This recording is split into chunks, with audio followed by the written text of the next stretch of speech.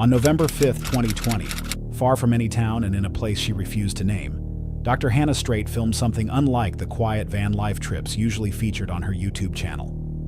Known for camping alone in remote stretches of wilderness, she now described a night that left her unsettled, one that began with unexpected movement near her camper. And for reasons she couldn't explain, she chose to stay long enough to see what might return. I was sleeping, dead asleep last night above my cab. All of a sudden, I heard something rummaging through my cab. I was trying to be super quiet, super still. I didn't want to move because I didn't know what was in the back of my truck. And I rolled over and peeked through the window. And I swear there was like this huge thing standing there going through my stuff. I'm out here in the middle of nowhere. There's no way it's a person. I'm miles from civilization. I always lock my doors at night. I must have forgot. He must have heard me, or whatever it was heard me, because it dropped everything and scampered off into the woods behind me, like ran. It was on two legs, so it definitely wasn't a bear, because last time I checked, I've seen a lot of bears, and bears run on four legs. When you're out here in the middle of nowhere in the dark, door was open and this bin was on the ground. The lid was off. There's food all over the ground, and I was like, oh my gosh, is this really happening? Like, I don't know what I'm gonna do right now. I just stuck around today because I want to try to figure out what's going on. I just kept my top popped down because if anything happens, I want to be able to bolt out of here with problems. It's getting dark and I want to try to see if I can get something on camera, like what this potentially might be. I don't have the greatest equipment for night shooting because I don't typically shoot at night, so you're gonna have to bear with me. I have multiple forms of protection. I don't know. We're gonna check out and see what happens. It's getting dark. This is a switch I'm gonna use if I see whatever it was lurking in the woods. I'm gonna flip the lights on, turn the camera on, and hopefully I can get it on camera. She said she woke to a sudden rustling inside her truck camper, the kind of sound that shouldn't exist that far from anyone. When she looked through the window, she claimed she saw a massive figure hunched over her belongings before it dropped everything and ran off on two legs. By sunrise, the open door, the fallen storage bin, and scattered food only confirmed something had been there. And for reasons even she couldn't explain, she stayed one more night. Well, I didn't get much sleep last night for obvious reasons because I had an unidentified creature crawling around in the cab of my truck. And tonight, I want to stay up all night so I can potentially catch it on camera. So I figured it's the perfect opportunity for me to stay up with my Dr. Straight instant mushroom coffee with 7 superfood mushrooms.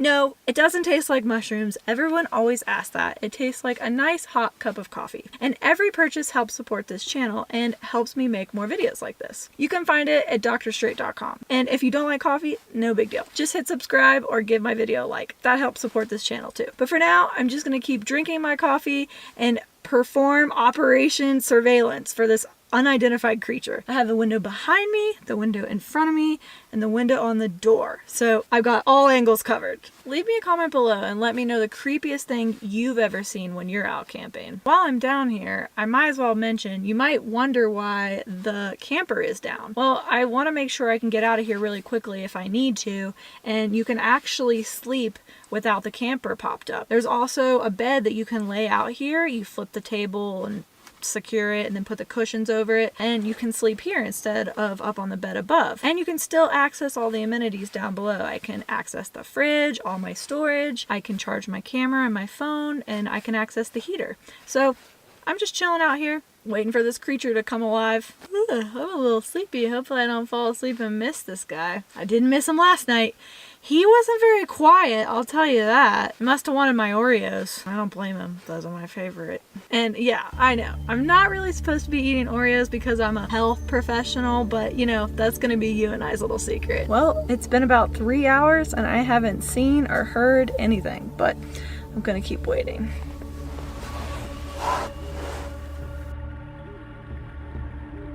Still waiting around. Haven't seen or heard anything.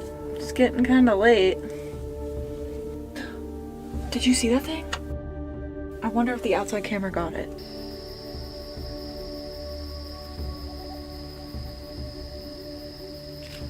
I don't know what that thing was, but that was insane. I've never seen anything like that creature before. It's just ripping through the woods. It is terrifying and I need to get out of here right now. I gotta go. This is insane. I gotta shut this off. She kept the camper top closed, stayed awake with coffee, and watched every window as the hours crept by in an unnerving quiet. Nearly 3 hours later, a blur swept past her window. Quick, close, and unmistakable enough to jolt her into panic. She described it as sudden and terrifying, not because she finally saw something, but because it proved whatever had rifled through her supplies had returned without hesitation. She ended the recording immediately and prepared to leave, convinced that staying any longer in that isolated place was a mistake she didn't want to repeat. Some viewers questioned her calmness, the timing of the cuts, and why she stayed after claiming something huge entered her camper. Others said her description matched real encounters they've had in remote forests. Between skepticism and uneasy familiarity, her account sits in a space that feels unresolved. If something truly returned to her camper that night, its motives remain unclear.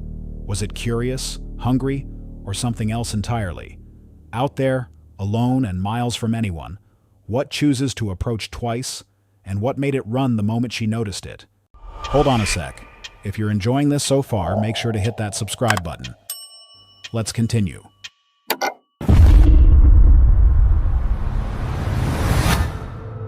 On September 23, 2025, deep in the wide-open stretches of Australia's southern coast, Maria from Roaming Reckless filmed what was supposed to be another carefree overlanding trip.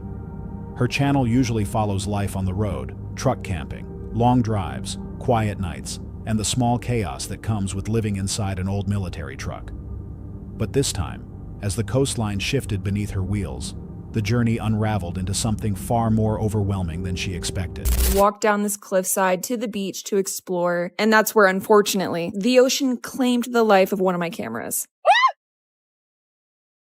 And you guys are going to see that the ocean tries to take a lot from me this episode. And if that wasn't enough excitement for my afternoon, while we were on the road to our next campsite, I decided to switch my Spotify playlist at absolute worst possible time. Right now, the officer is explaining to Maria her charges, her fines, the sneaky undercover BMW X5. And fortunately for them, we're not off-road because those BMW X5s can't do squat off-road. You guys are lucky. Them low-profile tires wouldn't get you anywhere in the bush. There is nothing that compares to the Aussies and their traffic law dictatorships, okay? I don't even want to discuss how much that mistake cost me. Today we are driving on the beach. We just stopped and aired all of the rigs down. And we are in, what national park are we in? Matt, what's the name of this national park again?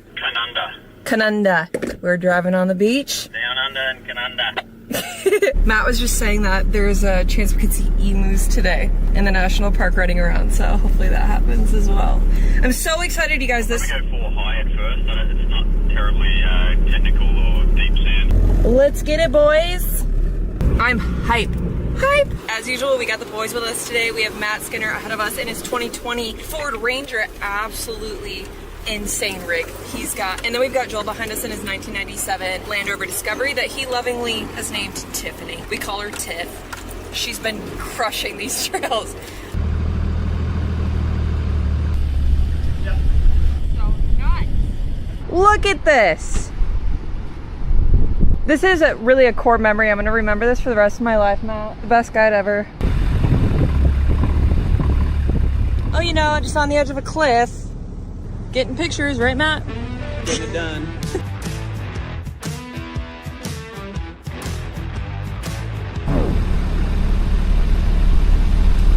like, We got a leak. it's like gear oil coming out of the steering.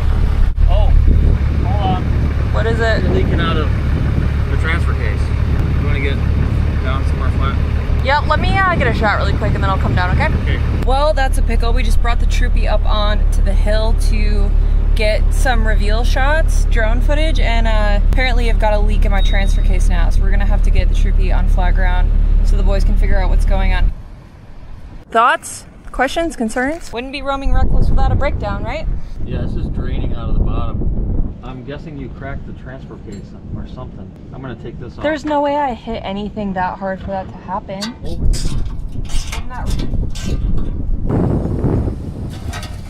Oh, that's getting out the front seal. Yeah, because I just tried to shift it back and it wouldn't let me. Oh, you sucked it for a while? Try it now when the engine's off. There you go. Okay. Suck the seal back in. Nice. So we gotta put this somewhere. Not in my truck. Thank you for doing that. I really appreciate you, Joel. I'm glad it was easy to do. You're not gonna want to miss that. What can I say, you guys? It's a beautiful spot to stop and lose all of your gear oil. And this is Roman reckless. I love Matt and Joel, the best guys ever. I would have been so screwed by myself. And they just, did you see that? Both just got under the troopy right away, figured it out, ain't no thing, got it fixed. Joel, of course, had gear oil on him, just refilled it. It's like, anyways, back on the road we go. They're the best. She started the trip by driving along the Great Ocean Road, stopping at the 12 Apostles, and losing her camera to the sea. Not long after, she received a fine for changing the music while driving. When they reached the dunes, her troopy leaked all of its transfer case oil, forcing Matt and Joel to patch it just enough to keep moving. It was a shaky start that hinted at even worse things waiting down the line. Are you joking? This sunset, let's just freaking drive it. We're deciding to go for it because this sunset is insane. So we're just gonna freaking do it. Are you kidding? You guys, this is such a once-in-a-lifetime experience for somebody who does not live here. I'm shook right now. Look at that. Gosh, this makes me want to cry. What? You guys, how is this my real life? Like, I could cry. Driving on the beach in Australia. What?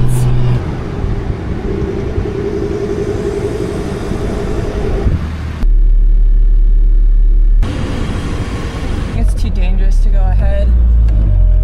Matt said we have to turn around because there was no tire tracks ahead of him, so it's not safe. When we planned this trip, Matt said to us we were going to be making core memories. Holy cow, was he right.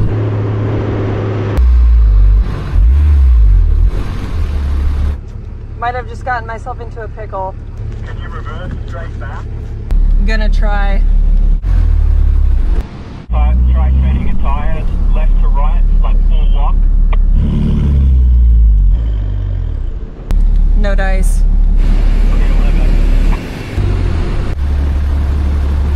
You want to try it? Try to drive it out? Tiff needs to cool down too. I can smell the transmission.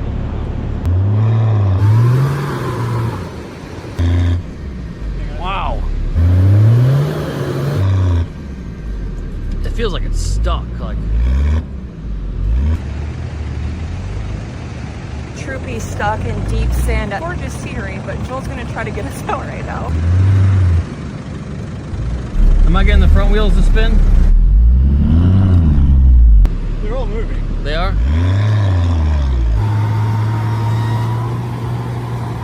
Very good, Joel. Go, bud.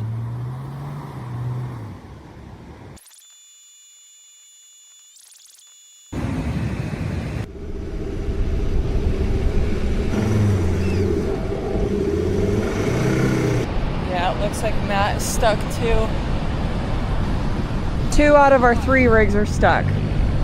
So we've got a few different things going on here that just turned this night from rough to extremely stressful. 1, it's a full moon, like I mentioned before, so the tide is going to be at its highest point tonight, and it's on its way in. We only have so long to get out before the tide reaches our trucks and we lose them to the ocean, like so many people have had happen on this very beach. 2, when Joel was attempting to get Matt unstuck, Tiff's transmission blew, and now he cannot drive forward at all. He can only reverse. All of us are getting stuck now. This is no bueno.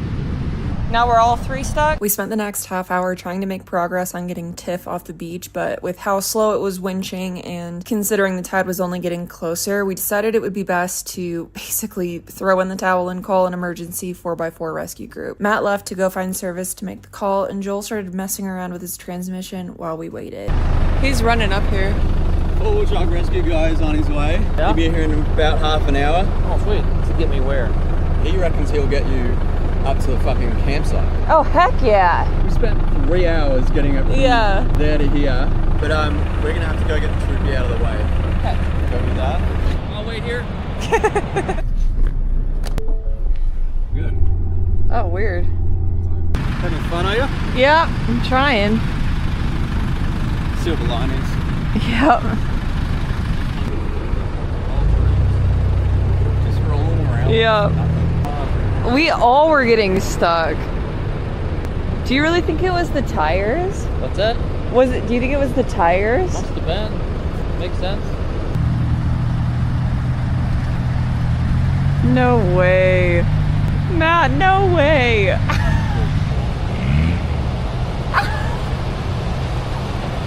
That's crazy. And a badge.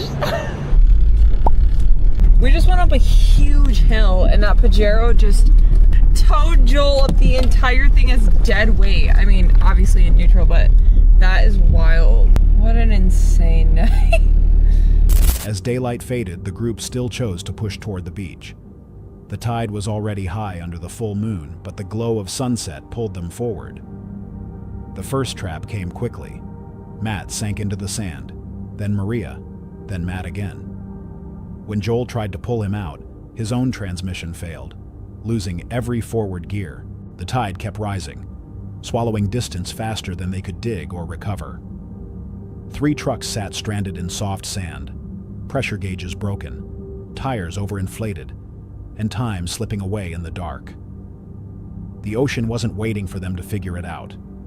After half an hour of fighting a losing battle, they called for emergency 4x4 rescue.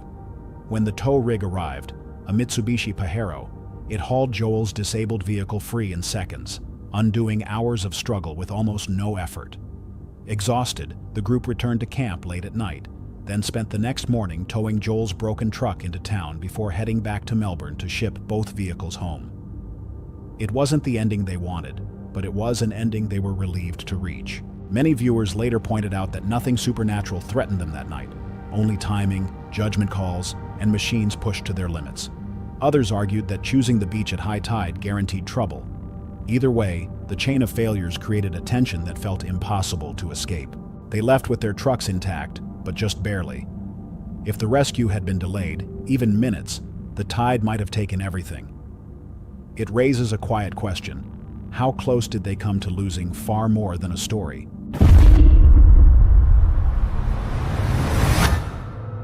On October 30th, 2025, the team behind Paranormal Discovery returned to the dark edges of Massachusetts, where Rehoboth and the Freetown State Forest sit inside the infamous Bridgewater Triangle.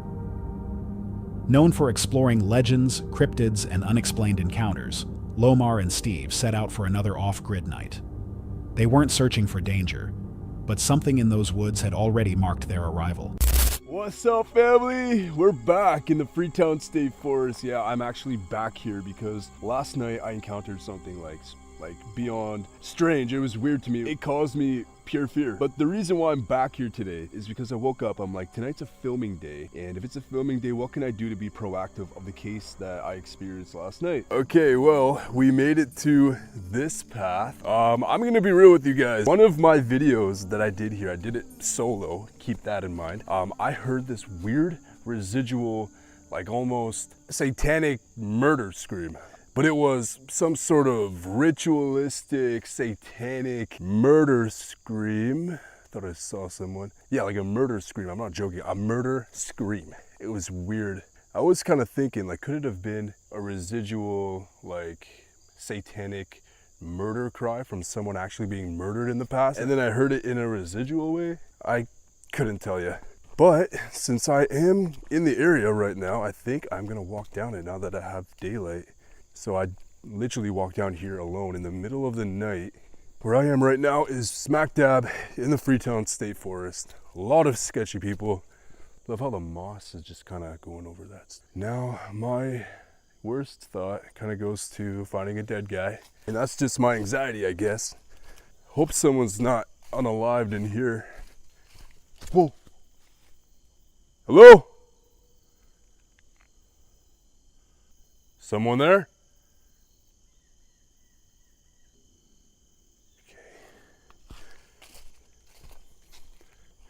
It's a little bit weird. Okay.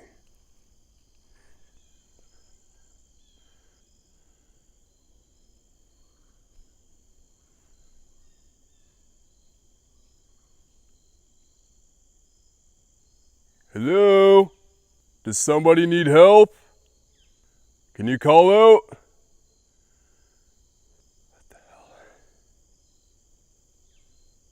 I think this video turned out to be like a search for someone. The last day at least, it's turned into a huge worry thing for me. Like, I'm worried right now. Like, is someone dead here? Like, did someone die or get killed? Like, did I just witness a murder? Like, I have no idea. But it came from this area right here. So, someone okay? Is someone hurt? Nothing now. That's the really creepy part that's sketching me out right now, is like, what or who was that? Okay, I gotta make my way out. This specific path is actually like weird. Something's going on here. I think spiritually, and something to do with like actual people. Someone inhabits it. Whatever that could be, I don't know. It's a long path though. Look at this right here. Chewed up, completely off the original thing, up onto that. Unless I heard a Bigfoot. I could have actually heard a Bigfoot, and it could have been different. It could have been a different species or a thing out here. I don't know. I'm trying to think out loud here. But I don't know, man. I really don't know. I'm trying to understand.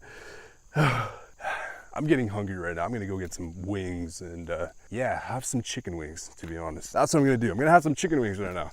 And then I'm gonna go meet Steve. He begins the day alone in Freetown, walking back toward the place where, the night before, he heard a scream that sounded painfully human. He searches the old trail, calling out to see if someone needed help, but the forest gives him nothing. No reply, no movement, just the memory of that voice hanging in the trees. And whatever waited deeper inside felt strangely patient, as if expecting him to return. Hours later, he meets Steve and heads toward Rehoboth. Oh man. Every time, guys, every single time, I feel so weird in this triangle. I mean, these woods look really different from the other forests I've been to here in the Bridgewater Triangle. Yeah, it is different. got a weird shape to them. Yeah, it's just insanely different, guys. This is a perfect campsite, though. Yeah, we got Right a here. full-ass, like, open area. It's amount of space. I think what we're gonna do is set up the tarp here and then have a nice ribeye steak. Are you hearing stuff already? I am, yeah. It's coming Dude, from those there. are creatures. It did sound like some sort of like something barking or growling.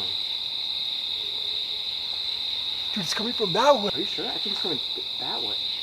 Is it? Either way, what the hell is that? Like, actually, it's kind of... It doesn't sound like a dog. No. Oh, okay, now it's behind you. Dude, is it coming closer? Oh, I think it's like moving, dude. Yo. What? Oh. Wait, no. Oh, it is that way. Dude, it sounds like it's coming from all corners. I think it sounds like it's coming from there now. Hello?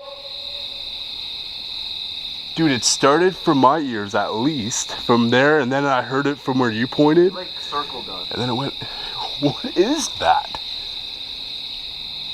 Hello?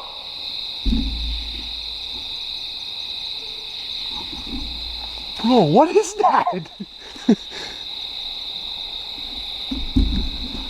Are we being surrounded right now? Guys, we have like, I don't know what this is.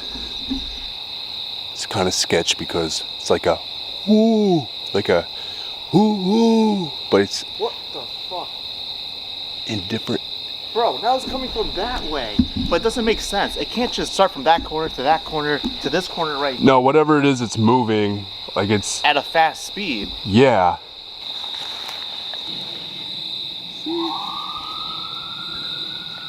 Is that for us? I don't think so. We're not doing anything yet.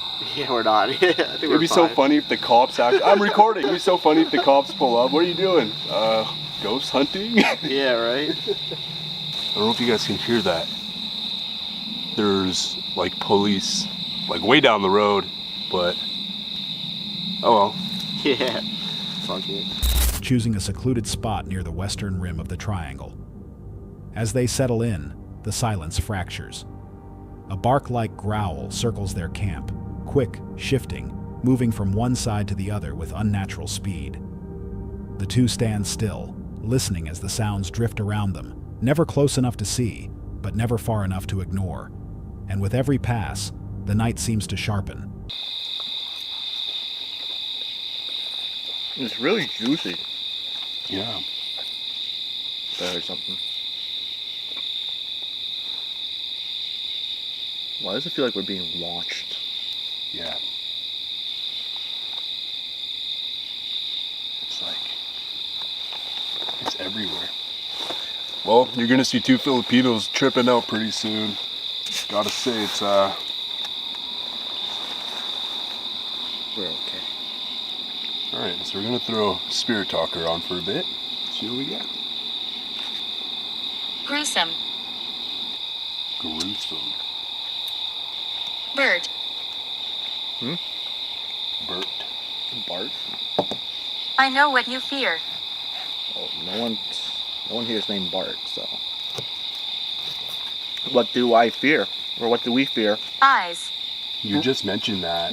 I just said it feels like we're being watched right now. Yeah. But it's so hard to be aware because as I'm chewing, I can't hear anything when I'm eating this good steak. Well, who are the eyes? Who's watching us right now? I get an idea. I think I should use ChatGPT again to Philip. speak Wampanoag language. Because last time we did that at Assinet Ledge, your spirit talker just went crazy, right? That's a good idea. So maybe this is a good way to kind of introduce the spirits about us and. It creeps behind you. Oh my god. Demonic. No fucking way. Or wait, maybe I don't need a fucking It's ancient. AI translate. Ancient. No Philip. fucking way. Prince Prince? No, Prince Philip, but I mean, this place is King pretty Philip's ancient. War. Yeah. Wampanoag. But you know what's so fucking crazy? It says it's right behind you. I keep staring right behind me because it feels like something's watching me from there. Oh yeah, you called it for sure. If we're in danger, and also just let them know that they're not able to harm us in any way or attach themselves to us, and we're here to be very respectful. Absolutely, I've got you covered. I'll just jump straight into translation mode and relay that into Wampanoag for you. Wait. I used to live here. Are you gonna translate it or what? Oh, Whoa. Dude, what was that? I don't know. I don't fucking know. hey, no worries. I'm here with you. And yep, I'll get right on that translation. Just give me a moment to put your words into Wampanoag, and we'll make sure the spirits know you're being respectful. All right, well, hurry up because I think we're in danger. Got it. I'm on it right now. I'll make it quick.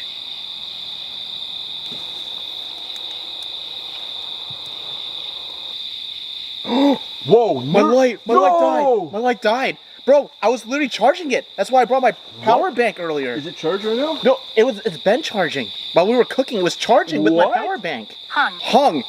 Whoa, someone got executed here. Dude, that makes so much sense. What the fuck? I heard something. Dude, I think whatever we're talking to is not good. Could be demonic. My name is Peter. Peter, are you connected to the grounds here? Are you, did something happen to you that we should know about? Children here. Was this like a Wampanoag campsite or village? Did people live here in these grounds? Damn it, I just want to finish my steak.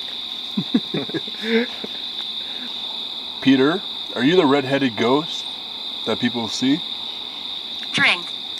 Drink? Drink what? We'll make sure we're getting it. Oh yeah. Yep. Good idea. What the fuck is that? He was hung. Oh my god. Again. Dude, what the fuck? Peter, are you saying you were hung, Peter? Or what if Peter was saying the red-headed spirit was hung? That's true. Okay, so the red-headed spirit was hung. Can you tell us why? We like your equipment. Whoa. I heard something. This is getting too much, man. Okay, well, if you like our equipment, I guess feel free to take its energy again. You already took my light. How about you can take some of the energy from my friend's equipment over here?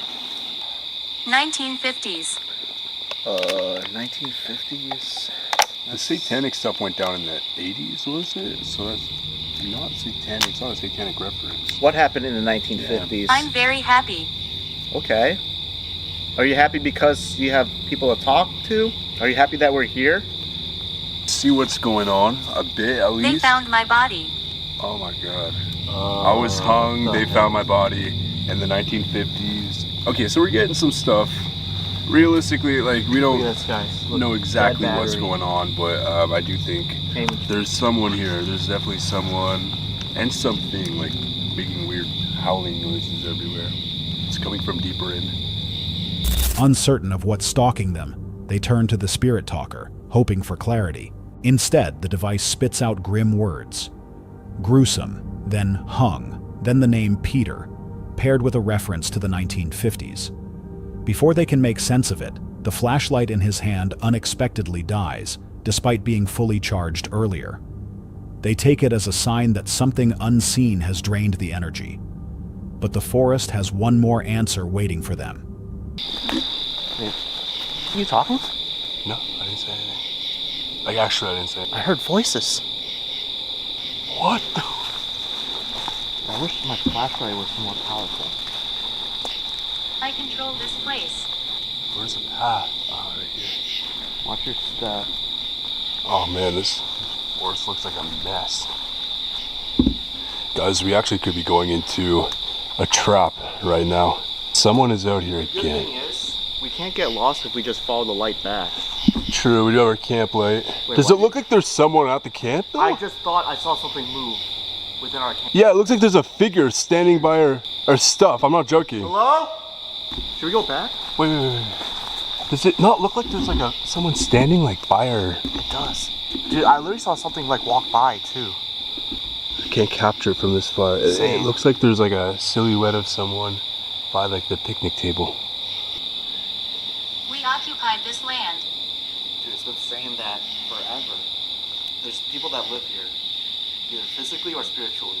Yeah. I'm so curious. Graveyards hide secrets. Okay. Is there a graveyard here? 16. Guys, it's way too sketchy here.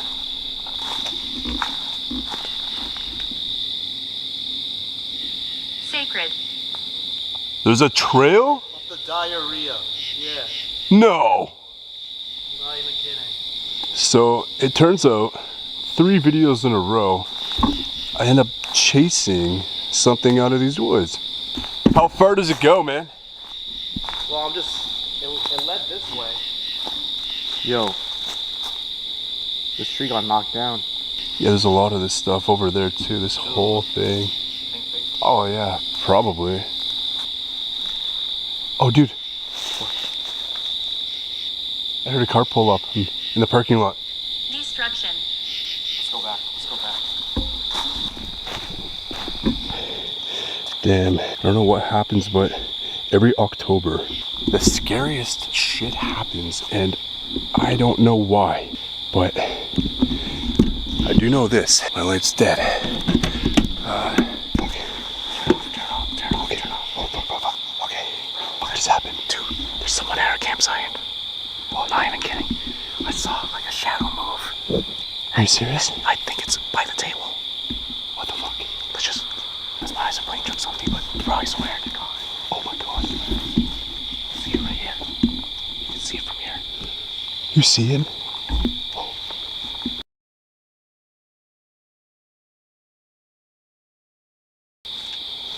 Oh my god, my nerves are shot. Just went inside the tent. He went inside. He went inside the tent. No way. I swear. What the fuck? Because I was looking at the bag, and the shadow literally passed it. Dude, what the fuck? Let's just get a little bit closer. Okay. Oh my god, guys. We might actually be messed up now.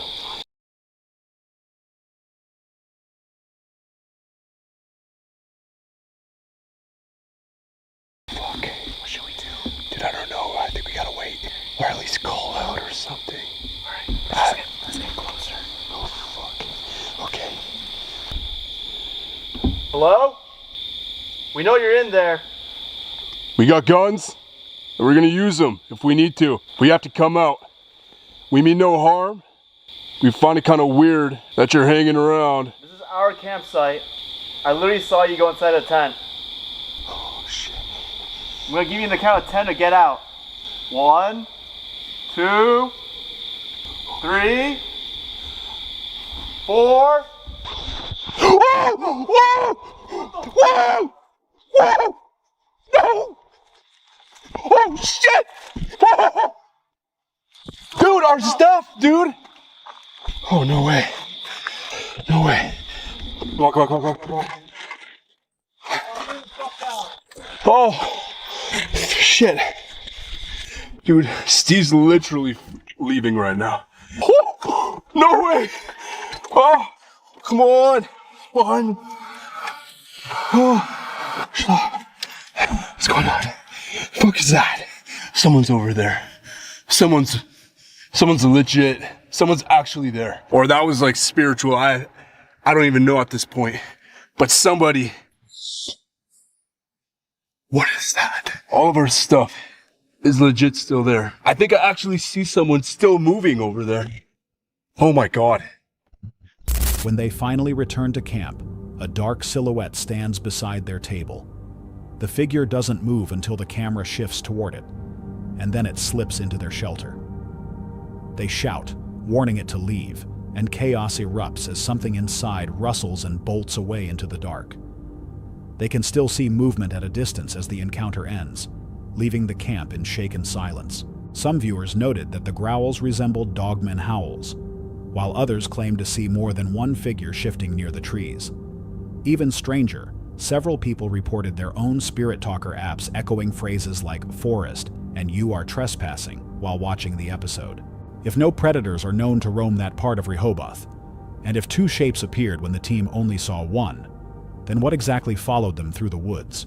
And more importantly, how long had it been watching? On September 27, 2024, Josh from Camping with Josh, a channel built on quiet solo camps and simple woodland cooking, returned to a small forest near his home in the northeast of England. He hadn't stepped into this place since the lockdown years, but as the fog thickened and the evening rain drifted through the trees, something about the woods felt different, like they were waiting for him to notice. Josh arrived in the woodland just after work, the sky already dim and the mist curling through the branches. He walked deeper in, reminding himself he used to visit this forest often, long before he stopped coming. But even with the familiar paths beneath his feet, the place carried a heaviness he couldn't explain. And then something unusual appeared ahead of him. You guys gonna think I planned this? I didn't. I think Halloween's coming up, isn't it? Okay. This is a bit weird. Well then. I wasn't expecting that, to be honest, guys. I was not expecting that. It looks like some kids have put this bed sheet over a tree stump. I don't know why I'm putting this back on, but I am. Everyone meet Bob. Say hello to Bob. No, Casper. Casper the ghost. Say hello to Casper the ghost. Right. Funny enough, I was playing the camp at that tree there, which is literally right next to this little ghost here. I might have a little venture around, as it might be a bit of a popular spot, but I haven't got too much time. Let's have a look around. I'm not sure if I want to camp by this. A white bedsheet draped over a stump, shaped like a crude figure, stood silently between the trees. Josh tried to dismiss it as a Halloween prank, a harmless joke left by kids. Yet the sight still clung to him in an uneasy way. He kept moving, searching for another place to camp, but the feeling didn't go away. I'm just literally sat over there, trimming the wood down, cutting it down how I like it, and I can just hear some mad movement going on in those bushes over there. I can't tell if it's like the rainfall just making quite a commotion, or there's maybe rabbits or deers maybe walking through, or any dog walkers or whatever, I don't know. It's spooky.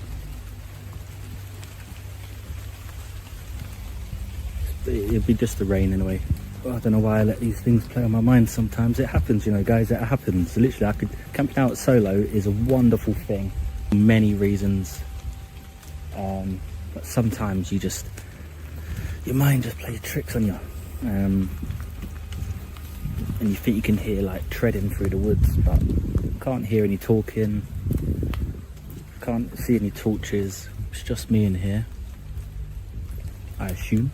But I'm gonna carry on, push through, make a fire, enjoy myself. Soon, the woods gave him a second warning. While cutting wood, a sharp noise broke through the brush behind him. He paused, listening as the forest shifted into an unexpected stillness. The birds that had been chirping moments earlier fell silent, leaving only the dull patter of distant rain. Josh waited, hoping it was nothing more than an animal. But the weight of the quiet said otherwise. And the silence didn't last long. When his camera stopped recording, he finally caught movement. Slow, heavy, deliberate, somewhere in the thicket beside his camp. A dark shape pressed between the branches, close enough for him to recognize it wasn't the wind or wildlife. That was enough. Josh left the tarp behind, walked out through the fog, and didn't stop until the forest lights were far behind him. Some viewers believe Josh sensed an actual person watching from the brush, pointing to the sudden silence and heavy movement as signs of human presence. Others think a large predator may have been close. Either way, his instinct to leave may have prevented something far worse. What really stood in those trees? A curious stranger, someone hiding on purpose, or something that moved only when the camera didn't. When the woods fall silent all at once, would you have stayed long enough to find out?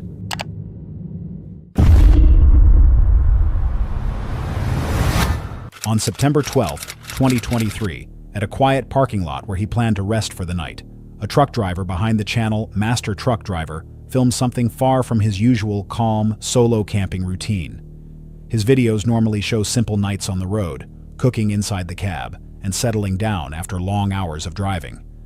But this time, while he tried to enjoy an ordinary evening inside his parked truck, something outside refused to leave him alone.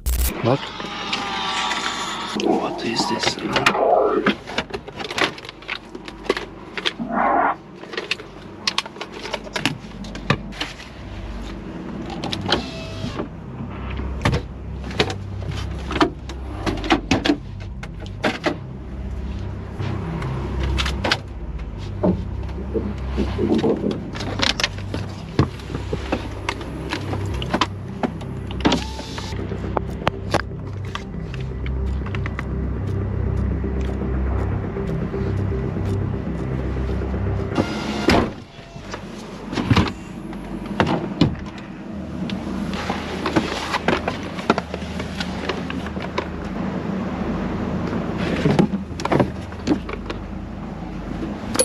Island.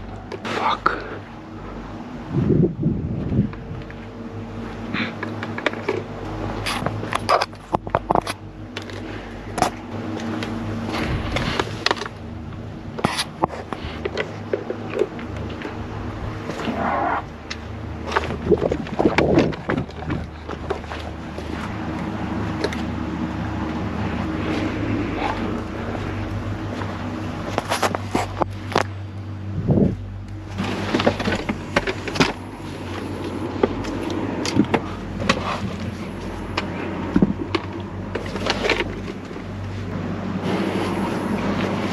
Whose animals are? I don't know. He said the first interruption came while he was preparing dinner inside the cab. A sudden knock against the glass, sharp enough to break the quiet around him. He grabbed his flashlight and pointed it toward the window, expecting to see someone standing outside. But the beam revealed nothing. No figure, no movement. Just an empty stretch of darkness where the sound had come from. He tried to explain it away as the wind or maybe a bird brushing past, though the thought didn't sit comfortably with him. It felt like the night had only just begun. The knocking didn't stop there. As he sat down to eat and watch a video, the tapping returned. Small, quick, and too precise to ignore. Each sound pulled him further from the calm he was trying to hold on to. Then came the rush of air outside, a sharp whoosh that broke through the stillness, and made him pause mid-meal. Curiosity pushed him to step out and look around the parking lot, but the area held nothing. No person, no animal, nothing that explained the noise. While circling the truck, the same rushing sound swept past him again. Brief, unexpected, and close enough to make him tense. That was enough for him. He retreated back into the cab, finished his dinner in silence, and decided to end the night without another word. Whatever lingered outside had no intention of showing itself, and he no longer wanted to find out what it was. Some viewers warned that stepping outside was the worst choice, noting that thieves often use knocking to lure drivers from their trucks. Others insisted the sounds were too strange, too focused on the cab to be accidental. Between caution and confusion, the mystery stays unresolved. If no one was outside when he checked, then something else was moving around that truck, and it knew exactly where to knock. The question is why it stopped at the glass, and what it might have done if he hadn't returned inside. On September 25, 2025, deep inside Pisgah National Forest of North Carolina, Luke from the Outdoor Gear Review returned for another quiet night alone. His channel is known for calm outdoor adventures, honest gear tests, and the strange, unexplainable moments he often encounters in the wild. But after what happened the night before, an unknown car stopping at his camp, a flashlight sweeping through the darkness, this simple rain camping trip carried a heavier, quieter tension from the start. Luke began the evening replaying the moment that had set everything on edge. A car pulling up directly in front of his own in the middle of the forest, stopping without a word, then speeding away the instant he stepped toward it. Later, someone swept a flashlight across his camp. Brief, deliberate, and silent. He had meant to go home, but something pulled him back into the woods. Yet the forest was not done reminding him of that strangeness. This episode picks up about 10 minutes after last week's adventure. I am out here in the Pisgah National Forest, and currently I am backtracking, going back the direction of the campsite that I had last night. The reason for that is interesting. So I'm making my way out of this area. I pull over at a nice spot to look at the view, and I see storm clouds gathering off in the distance. I had a little bit of service. I checked the radar, the forecast, and today there's a good chance of rain and thunderstorms. Because of that, I have decided to backtrack. I'm going to stay another night in the Pisgah National Forest. As you all can see, rain is beginning to fall now. Awesome. With rainstorms moving in, he chose a different plan. Instead of setting up a tent, he decided to sleep inside his 4Runner and put up only a tarp for shelter. It was practical for the weather, but it also gave him a small sense of control after the previous night's unease. Even so, the deeper he walked into Pisgah, the more the place revealed its own stories. At the new spot, the signs were hard to ignore. Trees hacked at carelessly, debris scattered across the ground, and an unsettling sense of human presence lingering long after the people were gone. Nothing supernatural, but it added a quiet tension to an already heavy atmosphere, and that tension only grew as daylight slipped away. While cooking, Luke recounted the unexplained brown mountain lights, then described the sharp argument between a man and woman he had witnessed earlier on the forest road. He also mentioned last year's missing person case, a car found, but no trace of its driver. By morning, after reflecting on the scream he'd heard near dusk and the people who fled when he approached, he packed up quietly and ended the trip. And every so often I'll hear it just kind of blowing through the trees. But all in all, it was a good night, nice and quiet. Once I went to bed, I didn't hear anything. I want to say there was maybe like a car or two that went up and down the mountain, but that's about it. When it comes to the drive out of here, we don't have far to go. I want to say it's only a mile or two from the main road. The night before, we stayed 8 or 9 miles up and over these mountains.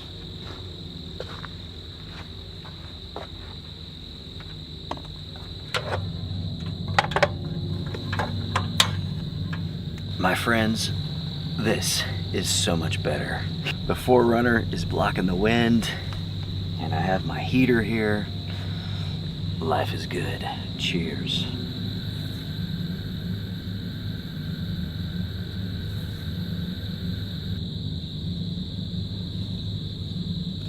I wasn't sure that I was going to like this 4Runner as much as I do.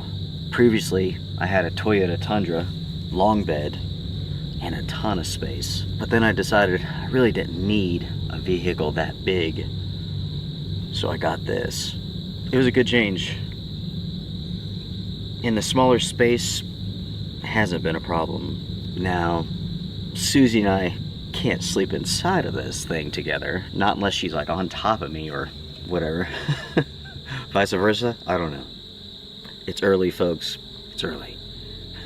Give me a break. But for one person, this works great.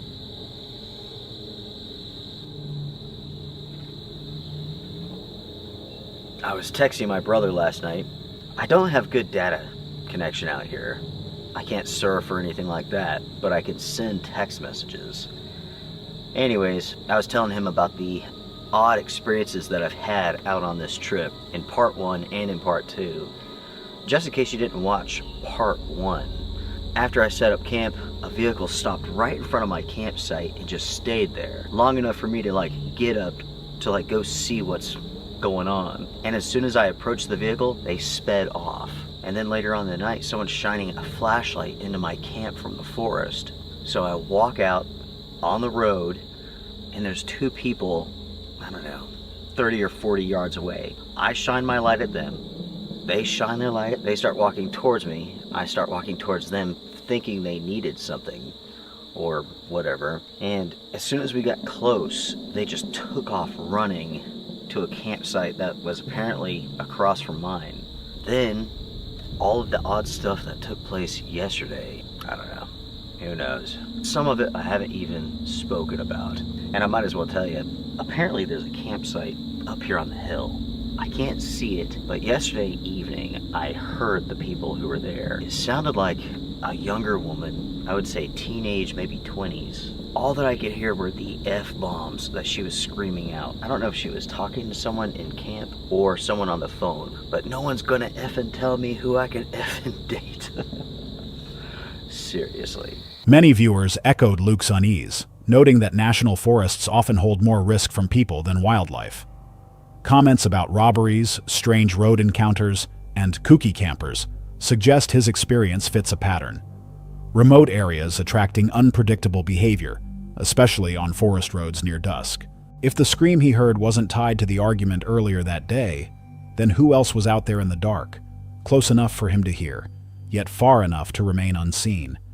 And why did they choose that moment to make themselves known? On May 14th, 2024, in the still waters of Santa Rosa Sound, Florida, Brent and Julie, creators of the YouTube channel Real Coastal, began their first kayak fishing trip.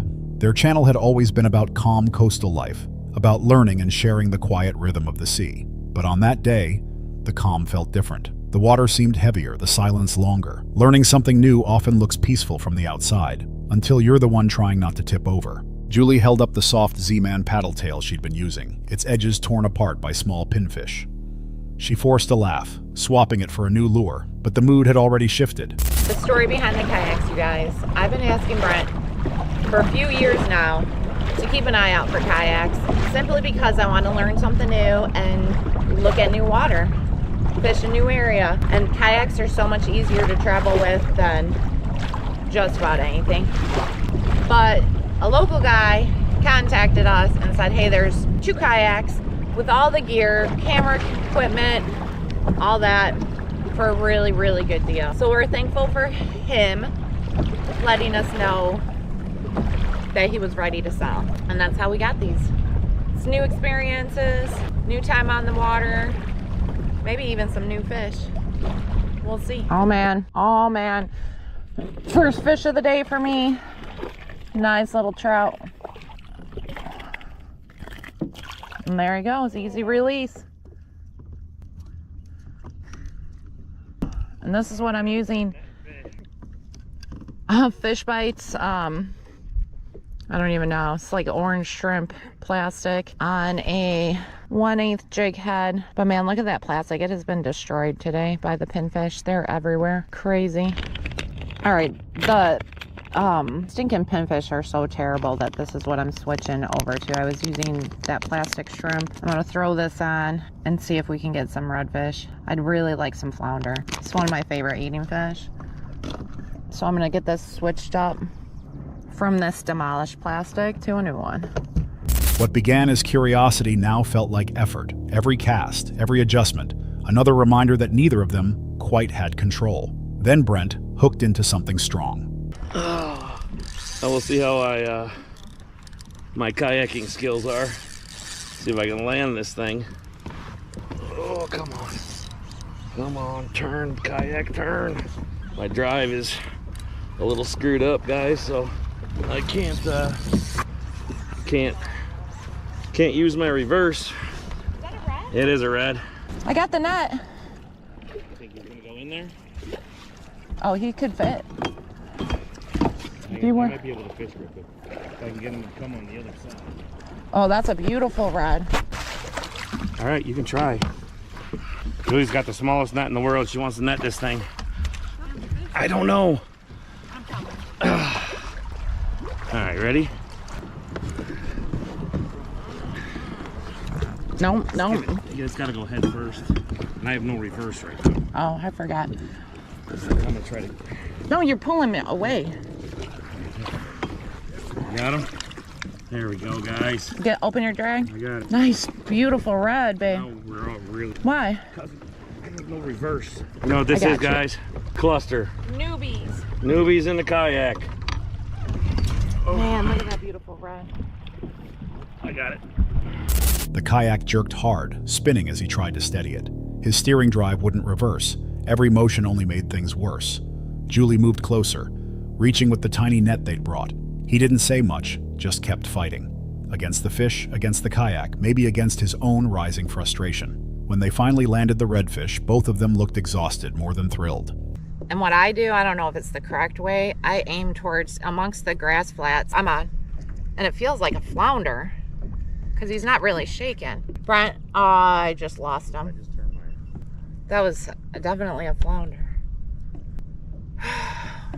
I'm frustrated because I like to be good at fishing and I feel like I have so much to learn in the kayak, which is good. I'm excited because, you know, you don't want to get stagnant as we age and just rely on what we do good at. Oh. Fish on. Fish on.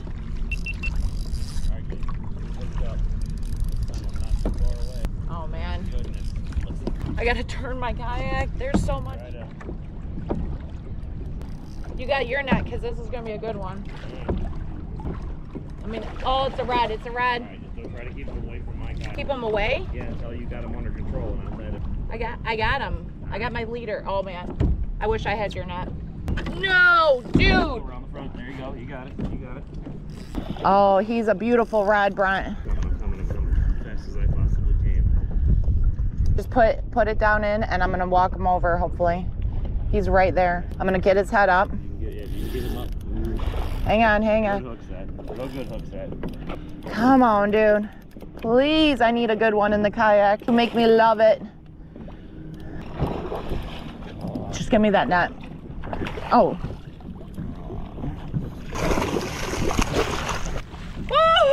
Heck yeah, I got y'all. it. Good job. Open your bill. I am. Let me get away from this dock so I don't smash in and break my rod tips. That's a good rod. Good rod. Nice flat red. Might be over. I think he might be over. Hey. What? Paddle out here so you're away from everything. Give yourself some time. Okay. Well, guys, we're gonna kind of drift all the way in. Hang on. Hang on. Let me turn. I have so much going on right now. There's so much to do in a kayak. Good right there. Okay. We're good. Pliers. Great fish. All right, guys, Julie's gonna get this beautiful redfish undone. Maybe. And I'll tell you guys, my wife needed this. She wanted a good fish out of the kayak, and she got it. Here, just hand it to me. What side is that pole? Oh, it's in your bowl? No, it's right there. It's the one dangling. There you go. We're getting it, guys. We are getting it. We have drifted into 1 foot of water. So I'm just gonna get out and make my life a whole lot easier. All right, beautiful. Absolutely beautiful fish. Santa Rosa Sound red. I think he's gonna be over. Oh no. Pinch it. Oh, guys, look at this. 26 3/4. Now that's a slot. Man, if only we were in a redfish tournament right now. Yeah. All right, we're gonna snap a quick photo, and then we're gonna get you a cool underwater release, I hope. All right, guys, we're gonna get this beautiful, beautiful, beautiful redfish released. Hours passed, and the small mistakes piled up. Tangled lines, cluttered gear, a drive that wouldn't stay in place. Brent muttered that he liked being good at things, that he hated feeling clumsy. By the time Julie caught the biggest fish of the day, over 26 inches long, he was quiet. She smiled. He managed a nod. Relief replaced excitement, and the long day finally began to slow. They measured the catch, released it, and watched it disappear into the shallow water. The silence that followed wasn't peaceful. It was heavy, like the weight of something unspoken. First days often teach more than they reward. What looked easy on video turned out to be a test of patience, not with the sea, but with themselves. The lesson wasn't about catching fish, but about staying calm when everything feels just a little too close to failure. Brent ended the video with a simple question about camera angles, his voice steady again. But behind that calm, there was the quiet truth every beginner learns. Sometimes the hardest fight isn't with the water or the fish, it's with the part of you that refuses to admit how hard it really is. Hold on a sec. If you're enjoying this so far, make sure to hit that subscribe button. Let's continue.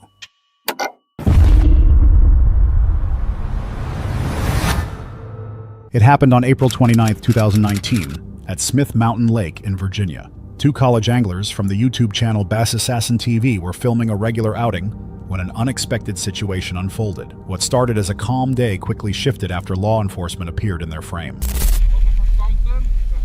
Looking for something or someone?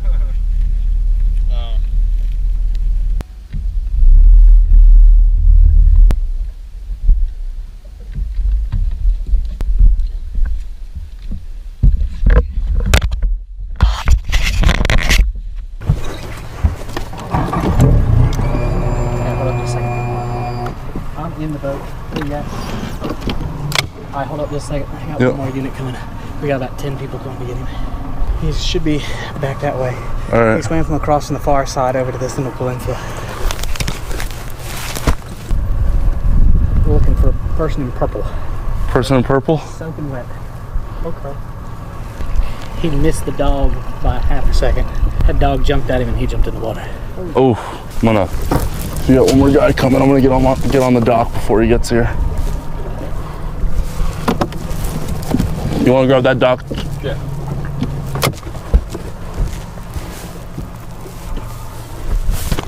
Oh, I'm not even thinking about that.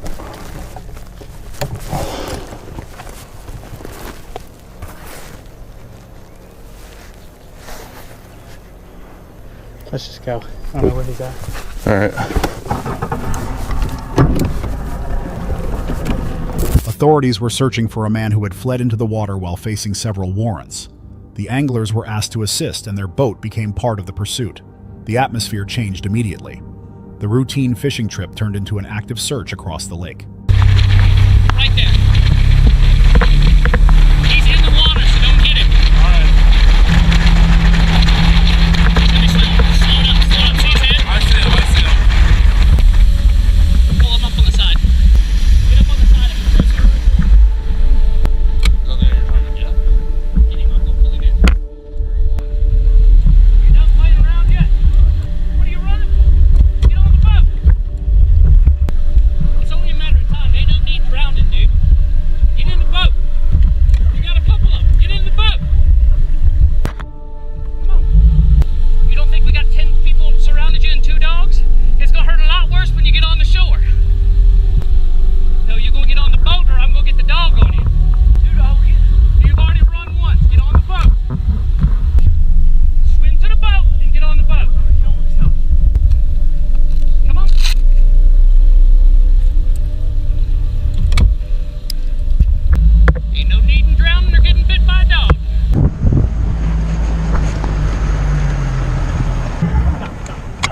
excited. Come on.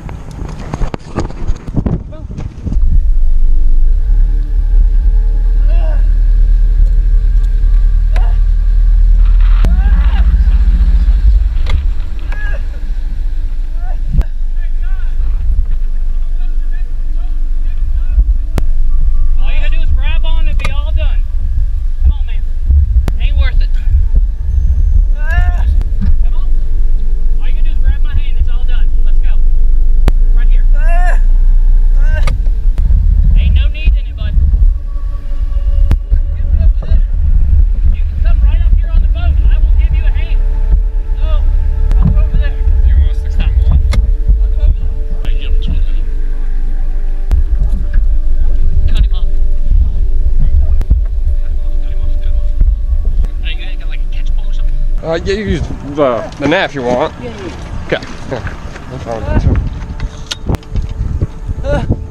Come on, man. Go over there. Okay. Come on, get on the boat over there. No, come here and grab my hand. Right over there. Tell me. I don't know means I don't know. You can find out. I'm not finding out until you get in the water. You do me a favor, I'll do you a favor. Back up. Exactly. What the fuck? Come on, let's go. Get on the boat.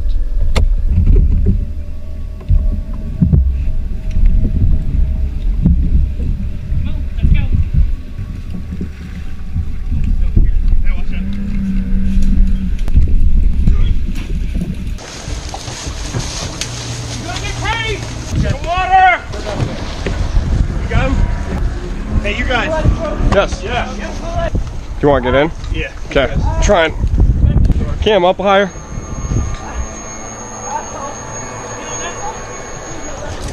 Here's where. Give me your hand. Yeah, thanks a lot, buddy. You're welcome, bud. No problem. Okay.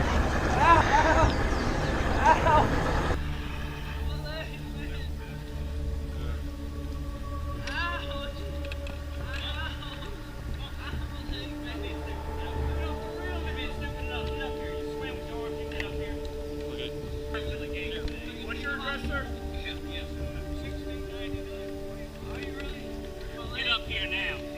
I can promise you if I come in here, it ain't gonna be that good. We keep on playing games, man. Keep on going down. I don't want to hear about your leg. Come on. Get over there. Hey, dude, you're telling me you don't want to hear about my leg? My leg is fucked up. This way. Ouch. It's gonna be real ugly if we have to come in there after you. Dude, right here on these rocks now. You're sitting there swimming. I'm watching you. Get over here. Get over here. Yeah, I'm gonna pull you up in just a second if you don't get over here. Alright? So you got about 5 seconds to swim over here. Like I promise you, if I come in there, it's gonna be ugly. Alright? You're gonna have all kinds of stuff. You're gonna have all kinds of stuff first. The dog will hit you in a second too. You've got rocks right there. Over here! Alright. Get up! Get up! Get up! Yo, hold up. Get up, man!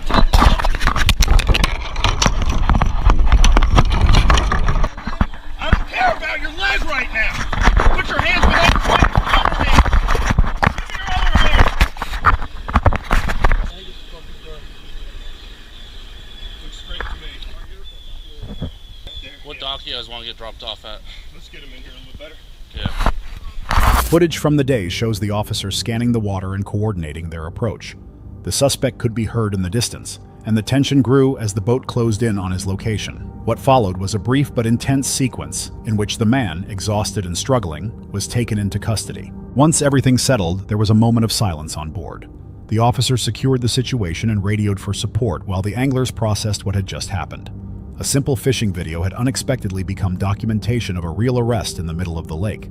When viewers later saw the footage, reactions were mixed. Some praised the young anglers for staying calm, while others questioned the surreal nature of the event. The entire scene felt strangely cinematic, almost like something that wasn't supposed to happen during an ordinary day on the water. Whether it was coincidence or timing, the encounter became one of the most talked about moments ever captured on their channel. June 13th, 2025. Off the coast of Destin, Florida. The crew from Southern Salt, a YouTube channel known for its Gulf Coast kayak and offshore fishing adventures, set out 16 miles into the Gulf of Mexico. With the red snapper season open, they were joined by John and Cade from Sippy Boys, ready for a full day offshore. But far from shore, where the water turned deep and still, something beneath waited, something that would change the tone of their trip entirely.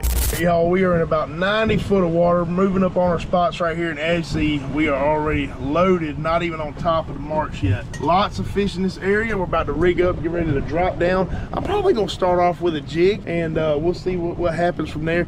We do got a couple of fellas here, John and Cade with Sippy Boys. Sippy Boys, they are out of Columbus, Mississippi. And yeah, we're about to drop some lines, see if we can catch some fish. So we just got a 200 gram Shimano jig right here. We're gonna start off slow pitch jigging. John and Cade are gonna be dropping some live bait down. I imagine they are gonna hook up a little bit faster than me, but we're gonna see if we can't grab a grouper or a snapper on a jig. Ooh, come back for it. Something nailed it. He's on. Yep. Fish on, y'all. First fish of the day on the jig. Let's see what we got. Feeling kind of grouperish. Not real sure. Okay, go ahead and reel yours up. Just keep the bait in the water. And snapper. Oh yeah. Old red snapper number one. And that's the keeper.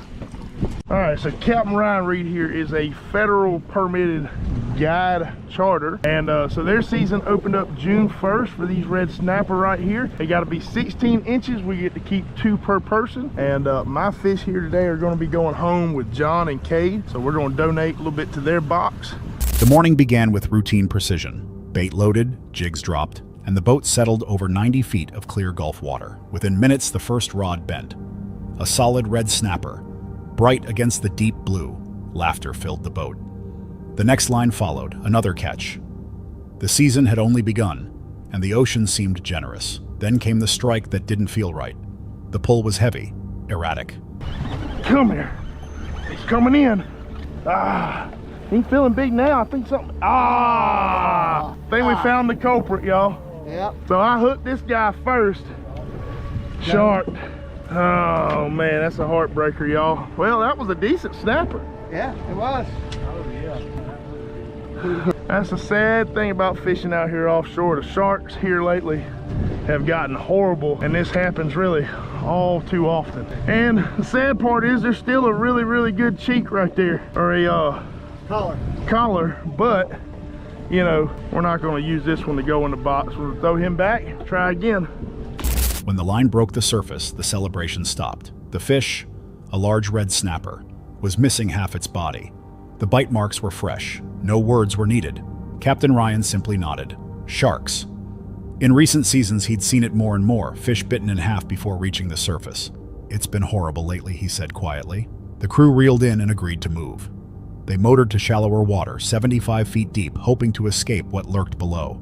All right, well, we had to make a move to get away from the sharks. We don't want to lose too much bait and hook. We are a little bit shallower, 75 foot right here. We're still gonna try the jig. This might be a little too heavy. If this isn't working out, then we'll just swap over some live bait. On. That ain't AJ. Might be an Almaco. What do we got? First, did it come off? It did. Dang it. Yep. Yeah, coming off. Could be trigger. Kind of felt triggerish. When they see you, I'm on bottom. Nah, I'm on bottom. I found that rock. Got him. Got him. Come on. Come here. On the bottom or up? I was all the way on bottom. What do we got? Oh, I got one. I do see bigger fish. Gotta be quick. There you go. Put it over there. There you go. What did I tell you it was down there? That's the trigger. Sure enough. Well, we'll get him measured out. All right, y'all. We got us a trigger fish on the jig. He's going back. That should make it, man. Yeah.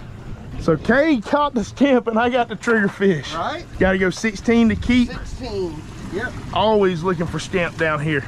He's gonna make it. Yeah, he made it. Boom! I believe that's the best tasting fish y'all got in the box right now. Yeah. There we go. Come on back for it. Don't play with your food. Just eat the bait. Just eat the bait. He ate it. All right. There we go. He ate the bait. Just had to talk him into swallowing something. Yeah. It ain't a big one. Don't nobody get out of your seats or anything, you know. Definitely a boat flipper. Oh, that right there is the one fish you do not want to see out here. Nope. The old remora. Bye-bye. Y'all, Cade is on fish right here. We just pulled up to another spot. He is reeling one in. I believe it's probably going to be a bonita, which is a good thing. We're going to be using that guy for bait. There he is, right down there. Bonita. Good job. All right, bring me the line. That's what we want, right there. The change in depth brought a few successes. A triggerfish, a remora, and even a bonita to use as bait. But the sense of being followed didn't fade. Later, as they headed toward the beach, movement caught their eyes. So we were running right here by the beach. We're about to get ready to head on in, and we've already spotted like 4 or 5 sharks right here running the rock. All about 4 or 5 foot. Insane. There's another one right there. I don't know how well y'all can see. Woo! Oh, it's like a bonnet head maybe. There's another one right there, about a 4-footer. We got 2 of them right out in front of us right here. Can you run over the top of them? There's another one way out there. There's 2 of them right there. Those are a little bit bigger right there. Yeah. So y'all, that right there is easily 20 sharks right here within a couple hundred yards of the beach. As y'all probably have heard, last year we had several sharks. We had several shark attacks on the Florida coast, and over the last 3 years, I mean, it has just been insane with the amount of sharks that have moved in to these beaches. In less than 3 years, the shark numbers had surged. It wasn't just offshore anymore. Even near the beaches, the water moved differently now. Restless, uneasy, alive with something that no longer feared people. By sunset, they docked at Destin Harbor. The day had started with laughter, but the ride back was quiet. The Gulf had given, then taken back, reminding them who truly ruled these waters. Across Florida, anglers say the same thing: more sharks, closer than ever. Some blame rising temperatures, others the lack of control on population growth. But one truth feels certain: the predators are no longer staying in the deep. They're coming closer every season. Maybe it's the currents, maybe it's us. Either way, the next time something strikes your line off Florida's coast, pause before you reel. You might not be the only one hunting that day. September, known for its raw river expeditions and unfiltered fishing encounters, set out for another quiet day on the water. The stream ran cold and calm, framed by autumn trees and fading light, its line drifting across the current. The day had started perfectly. A hidden stretch of water, a first catch, a moment of stillness. Then... I don't know if that part of the river is private property, because I just got like reamed out by multiple people. The whole neighborhood came out. It was brutal. I wasn't on their property or anything. I stayed in the river. I've never fished down that way, to be honest with you, but I would tell you to fuck off. I'm honestly never gone down that way, but I would if I felt like it, so... Yeah, no, I was walking down. Buddy was like, if you come one step closer to my property, you'll regret it. The argument that followed wasn't about fishing. It was about ownership. To one side, the flowing water was open and public. To the other, it was private, claimed, controlled. What should have been a quiet current became a border between two beliefs. The confrontation grew tense, and papers were produced. An attempt to prove control with printed words. But what was presented as law turned out to be nothing more than an article. The realization shifted everything. What began as a dispute over space revealed something deeper. How quickly pride can turn into anger when control feels threatened. When it was over, silence returned, uneasy and thick. The proof that peace on the water still existed, though briefly, and always earned. Across countless rivers, the same story repeats, lines drawn where none should exist. The conflict isn't about water or access, but about pride. Nature flows freely, yet people keep trying to cage what was never meant to be owned. The river forgets each argument, but the anger lingers on its banks. Perhaps the real current isn't water at all. It's ownership, endlessly looping back again. April 14th, 2019. The clear waters of Hawaii shimmered beneath the sun. The channel Dalmead, led by diver Jake, is known for recovering what the ocean hides, and one of them was about to find its way home. Jake began his dive with calm determination, scanning the sand with his metal detector. The sea was quiet, broken only by the distant hum of waves, and the gold class ring, marked with a name from the University of Texas, led him beyond the ocean floor. Back on land, he searched, found a phone number, and called. The man who answered had lost that ring a year earlier while swimming in Hanayuma Bay. Hello? Hey, is this Mohan? Yes. Hey, Mohan. Seriously, thank you so much. Oh, please, I insist. The disbelief in his voice soon turned into joy. Jake refused any reward, content only with returning it. For him, the ocean wasn't just a place to find treasure. It was a place to restore faith in people. That day, both the ring and its story came full circle. Viewers saw more than a recovery. They saw honesty resurfacing in a world that often forgets it. Eerie keeps what it pleases, but sometimes it returns things to the right hands. And maybe, in those brief moments, it reminds us what being human still means. May 17th, 2022. A quiet stretch of river in North Georgia, its current gliding through forested bends and rocky shallows. The YouTube channel Creek Fishing Adventures, known for peaceful kayak journeys and honest storytelling, set out that morning chasing shoal bass. But beneath the calm, a confrontation waited, one that would turn a simple fishing trip into a lesson about law, respect, and the ownership of nature itself. John and his friend Aaron paddled downstream, the sound of moving water echoing between the banks. The plan was simple: catch a few shoal bass, enjoy the sun, and unwind. Early success came unexpectedly in the form of large rainbow trout flashing silver under the ripples. The day was shaping up perfectly. Then, from the bank, a man's voice broke the calm, harsh, demanding. Hey. What's of the river? Yeah. What do you mean? I can't cast in the water? Okay. They need another hobby. Okay, call the law. All right, I had to cut out right here. I know what you're thinking. John getting upset. Yes, dude, it takes a lot for me to get aggravated. I've played sports and done everything like that all my life. It takes a lot to push me to get aggravated. I actually got aggravated, kind of yelled at this guy. So let me tell you what was going on real quick. We're just fishing along this river. This is a river that gets kayaked a lot. There's actually a guide service and like a recreational service that offers kayaking and tubing down this river. So we're fishing this area, the guy yells at us, says, hey, don't cast and don't fish on my side of the river. He was claiming that he owned from his half on his property, from his half of the river, he owned the water, like traveling through the water and the fishing of it, and anything from half the river over towards his side. We found up seeing a bunch of no fishing signs down for about 300 yards down this river, and I'm thinking to myself, this guy's ridiculous. First off, he's getting all upset about he's fine if we fish on the other side but not on his side.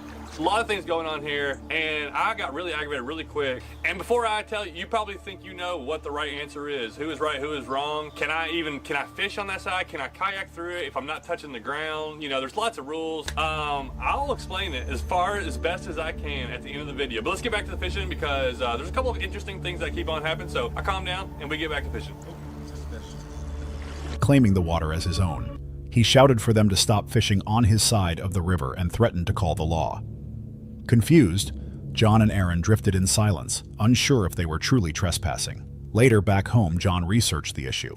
Aaron actually talked to a game warden, and I think he recorded that. So you're going to want to go check out his channel and see what he talks about it and what he says. But let me show you what I did some researching, and I actually talked to a couple people, and it turns out I was actually in the wrong. So check this out. First off, let's go over a few things to clarify. So first off, we got rivers, we got streams. This is in Georgia, and then I'm going to talk a little bit about Tennessee, but it's pretty close to the same thing. But this is in Georgia. So Georgia laws, and this is pretty much every state, that navigable waters are, free to use, owned up and down by anybody, up and down, as long as you're not on the bank. If you're on the bank, you could be on property. But if you're in the waterway, you're going up and down it, you're free to do that. Now, what is navigable water? Here's a definition for navigable water, which would be like public use for anybody. Capable of transporting boats loaded with freight in the regular course of trade. It's basically like your barges or boats that are getting used to transport like goods and stuff. And now, obviously, these rules were set, like, I think back in the 1800s, a lot of these rules were set, and not a lot of it has been updated. So this river is obviously non-navigable, so there's not that there. But is there a thing where if it's a stream that you can float down it, that it's open to public? No. This is crazy. So if a landowner owns both sides of the river, he can actually say, I don't want anybody trespassing. He could put a fence up, he could block it off as long as he doesn't disturb the water. He could tell you and make it a law, or it is a law, if he wants to enforce it, that you cannot kayak, fish, float, tube, whatever it is, through that way. So this guy's telling me I can't float on from half the river over to his property. And it is law that most states that the person owns from the middle of the gravel bed, from the middle of the bank, or the gravel, the bottom of the river, or creek or stream, whatever it is, over, that's owned by the property owner. He actually does control what he wants to do with that water flow. Now, he can't divert the water flow or change it, but he can tell people what they can do. If he doesn't want people kayaking down his side of the river, that's a 30-foot wide stream, if it's his 15 feet, that it is legally he is in the right, saying. And what he found surprised even him. In Georgia, rivers classified as non-navigable grant ownership of the riverbed to adjacent landowners up to the center line. On such waters, fishing over that invisible boundary can legally be considered trespassing. The angry man, it turned out, wasn't entirely wrong. The realization left John unsettled. The river had always felt like common ground, a place of peace and shared beauty. Yet here it was, divided by law and interpretation. That evening, he returned to the water, caught his long-awaited shoal bass, and ended the day with quiet reflection rather than anger. The comments turned the video into a town hall of voices. Anglers, lawyers, landowners, all debating who truly owns a river. Viewers praised John's humility, admiring how he transformed conflict into education instead of outrage. His calm honesty earned lasting respect. Maybe rivers don't belong to anyone. Maybe they belong to everyone willing to listen to their flow.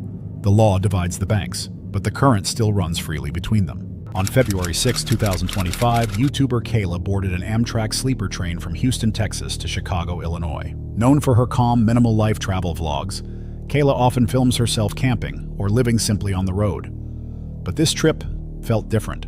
The station air was heavy, the lights dim, and whispers spread about a wanted fugitive caught somewhere along this very route.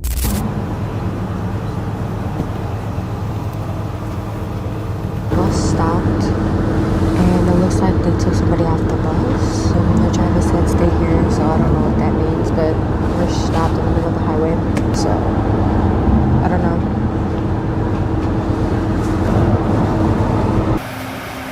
Bus is leaving, and now I'm just waiting for the train. We actually made it here early, so just gonna wait around.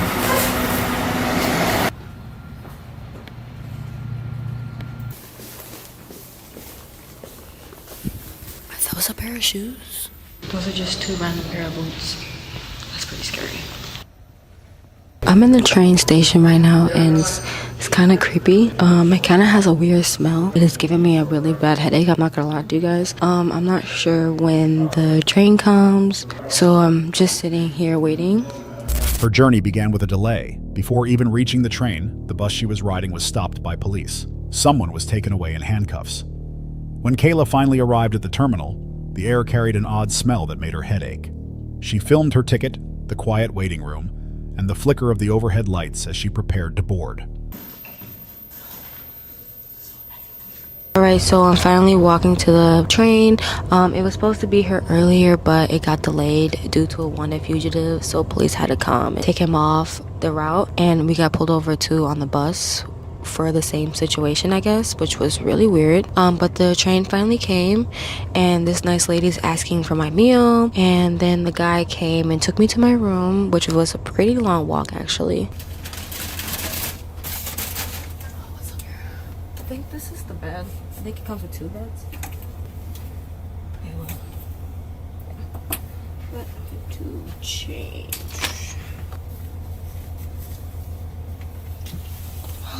That just like took so much weight off me.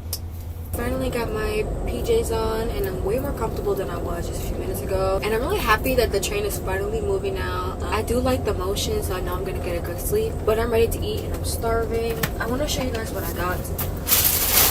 Oh, okay, it's a lot actually, and it's hot. That is satisfying. I think that's one of the most satisfying things I've ever done.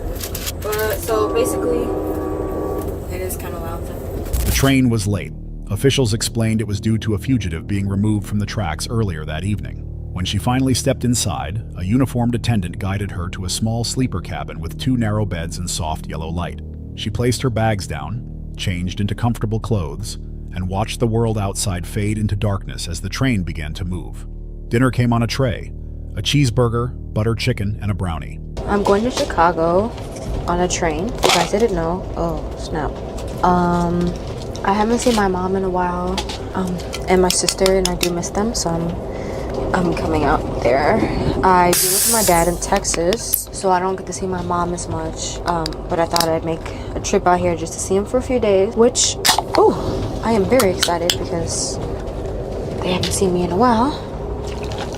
Oh, and the train is moving. I don't know if I mentioned that, but it's pretty rocky. I do kind of feel like a little dizzy, but nothing too bad. That sounds satisfying. I used to sleep on trains and be on trains a lot. My mom lost her house and we would travel a lot, so I'd pretty much be ending up sleeping in trains. Not like something like this big. This is my first time like sleeping in something nice. I just normally ride like the city trains and stuff like that, but stuff happened and then my brother came and then we lived with him and his wife. But that's a different story and that's a really long story. But yeah, being on a train, it does give me, you know, flashbacks and memories of actually sleeping on like a city train and the hard times that I was going through. So yeah, it was a lot. So I am getting sleepy though. This is my bed for the night. It's pretty comfortable. The mattress is kind of like thin, but the blankets are pretty soft. I'm about to get some rest. I'm really tired, and the rocking emotions kind of making me nauseous a little bit, but sleepy at the same time. So. Ladies and gentlemen, if I could have your attention, please. This announcement is coming from the cafe. Ladies and gentlemen, in about 2 minutes, the cafe will be once again open and I'm gonna wait till he serving. stops talking. Also, if you do want to grab something from the cafe, that would be a great time. Please keep in mind, folks, in these areas, you might not have very good cell phone Signal. reception. Yeah, I figured. I literally have no signal. It's an SOS mode right now, which is insane. Money onto any. So I'm about to get some rest. I am really tired. Had a really, really long day. See you guys in the morning. While eating, she spoke softly to the camera, saying she was traveling to Chicago to visit her mother and sister, people she hadn't seen in a long time. She mentioned growing up without a home, sleeping on city trains as a child, and how this luxurious ride felt strangely familiar. Later that night, exhaustion settled in. She described the bed as thin but warm, the motion of the train almost hypnotic. The camera caught her voice slowing, words fading as she drifted off to sleep. I didn't really get a good sleep to the end. I finally got my comfortable spot. I just got to stretch for it. Oh, man. But yeah, I'm starving. Let's go get some breakfast.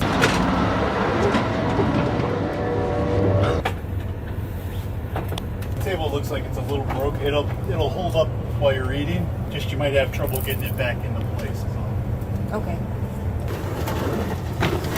He took the thing out. He said it was kind of broke, which makes sense because I couldn't open it yesterday, but I'm excited to eat. And they did give me ketchup. I can see it. This is sweet relish. I might use this because it reminds me of pickles, because I think that's what it's literally made of, pickles, cucumber and stuff. I'm gonna use these two. I don't like mustard. And they gave me a brownie. The brownie was actually good. And they gave me a nice cup of ice. So let's dig in.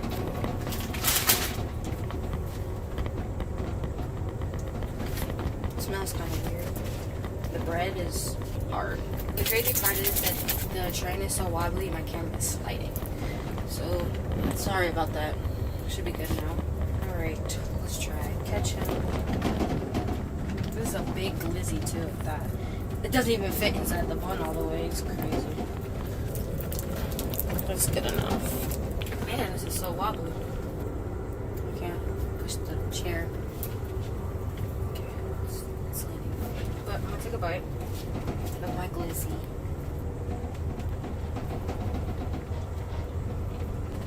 The hot dog is actually really good. I don't know about the bread. It's hard and it's like really thick. So shaky. It's almost time for me to get off anyways. I literally have 5 minutes till it stops. I guess I just used this as a viewing area. It still has pretty nice sights. Yeah, pretty nice. Back in hometown. I haven't been here since Thanksgiving. So pretty nice actually. But I'm ready to get back to Houston, honestly. It's 80 degrees out there and it's so cold in Chicago right now. Not ready for the cold. Chicago Union Station. It's okay to detrain at this time. Chicago Union Station. And that was my cue to get off. By morning, She woke to hard sunlight, a stiff mattress, and the sound of breakfast being served somewhere down the narrow hallway. Viewers later noticed how calm she seemed, even while mentioning the fugitive delay. Some commented on how relaxing the footage felt, while others admitted it made them uneasy, as if something about that silence on the train lasted longer than it should have. When she finally arrived in Chicago, Kayla smiled at the camera, but many still wonder, was the unease she felt that night just nerves, or something she couldn't see passing down that same track? Hold on a sec. If you're enjoying this so far, make sure to hit that subscribe button. Let's continue.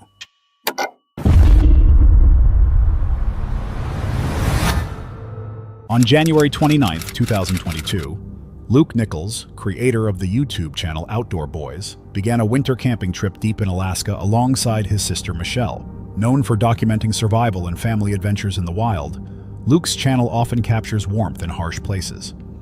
But this time, as temperatures dropped below 7 degrees, their journey led them north, beyond the Arctic Circle into a silence so vast it seemed to listen back.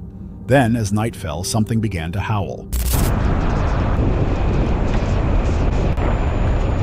We're on the Dalton Highway! Woo! This is hardcore, Michelle. I know, I'm doing it.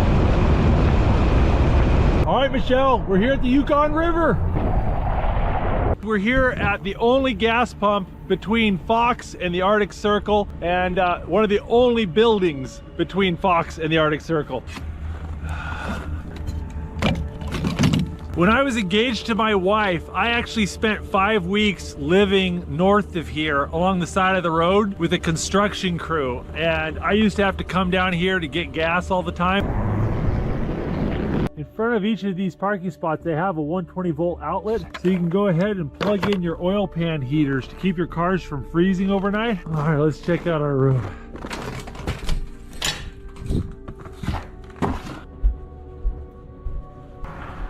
Hey, Michelle. Oh, this is nice. Yeah, aha, hoagies. We're here at the Yukon River Camp Common Room here, and we're gonna make a little dinner.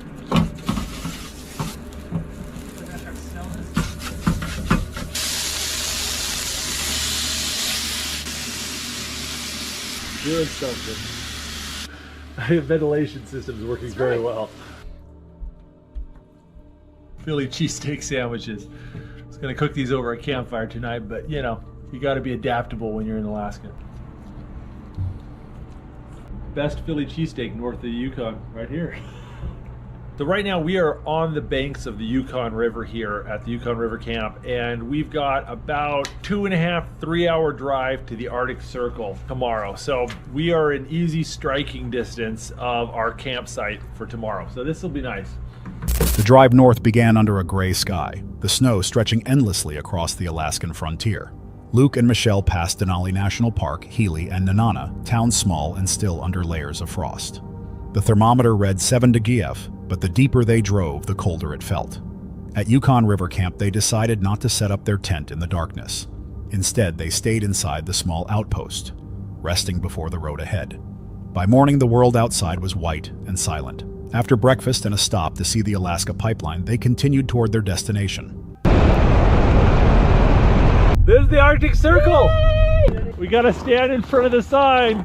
The Arctic Circle is the lowest latitude at which in the wintertime you can have a point where the sun doesn't rise, and at a point in the summer when the sun doesn't set. There you go, guys. Arctic Circle, latitude 66 degrees, 33 minutes. Oh, I can't touch it, my fingers. From this point, anything north is in the Arctic Circle, and we are going to be camping in the Arctic Circle. This is your first winter camping trip, isn't it? Yes. One of these semi-trucks pass you can't see anything. Look at this. Whoa. I think it's time to do a little digging here.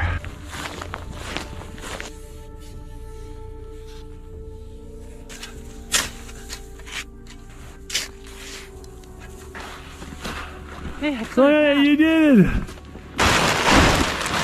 And start clipping your way up. Further to the back.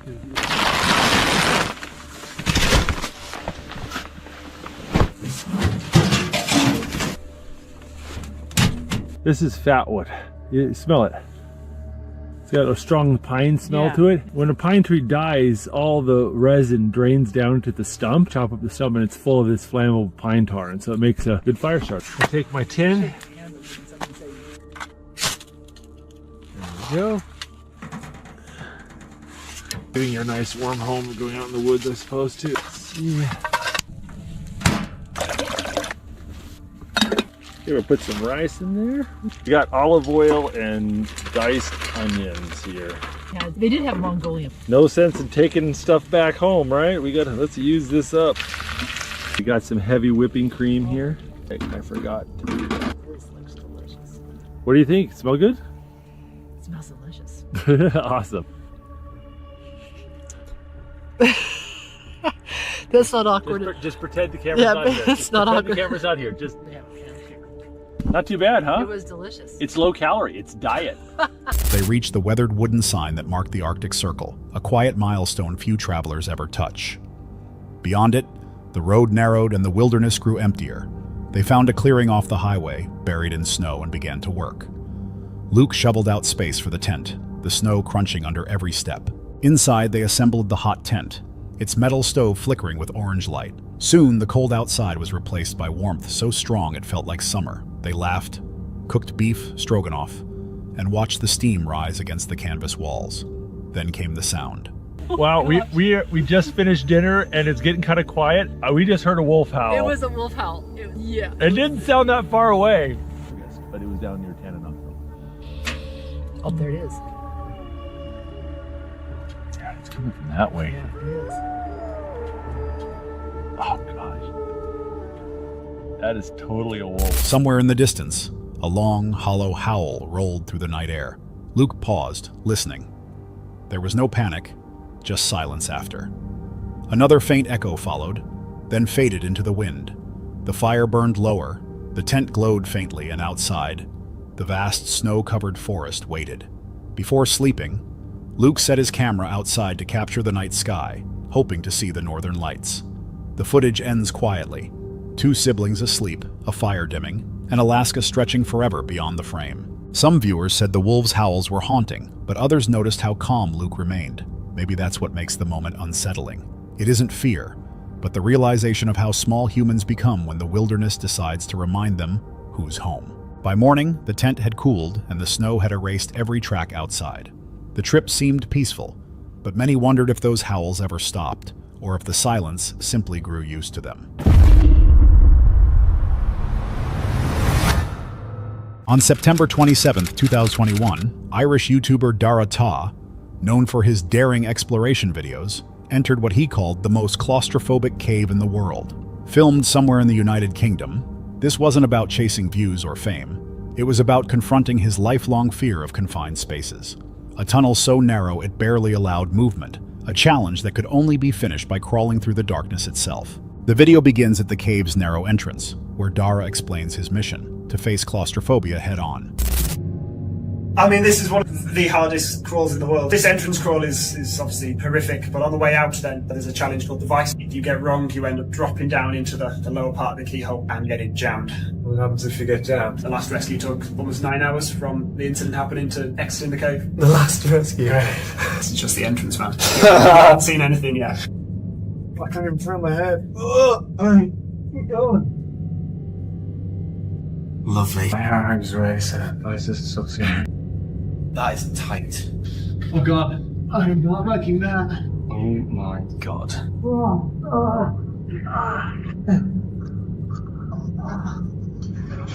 Oh my god. This is not nice, man. How much worse does it get? This is easy, boys. Great. The opening passage is tight, forcing him to press his body against the cold stone as he inches forward. His breathing grows heavier as the tunnel narrows.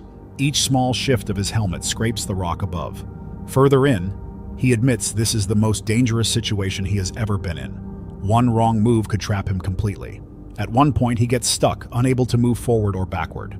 The camera shows nothing but rough stone and the light of his headlamp trembling against it. He steadies his breath and continues. Oh, come on. What am I doing? What am I doing? It's so deep. Everywhere's wet and cold. Oh, you're joking. You're joking. This is disgusting. That's a tight squeeze. Oh, it's tight as hell, man. This is the worst situation I've ever been in. Oh, go on, big push. Mate, we're going down. Knee pads would have been good. Do you want some good news, mate? Please. You've done it. Is that it? Yeah. Oh, nice. So it's just the vice left? Yeah. So it's just massive caverns. That's it. And then an exit to the vice. That's all it is, man. 64 kilometres, so slightly miles. 64 kilometres? That's crazy. We could easily get lost. We're going to try and get to what's called the big chamber nowhere near the entrance. So we've made it to the logbook. Let's get it. I'm so made up. We get to sign the logbook and be one of very few people who have ever been in this cave. Do it, Matt. Yeah, I'm made up there. How do you feel? I feel accomplished. We've come to one of the most remote places in the world. And Dara. Oh, hot. I'm gonna be a total scumbag here. Sub to Dara. Yeah!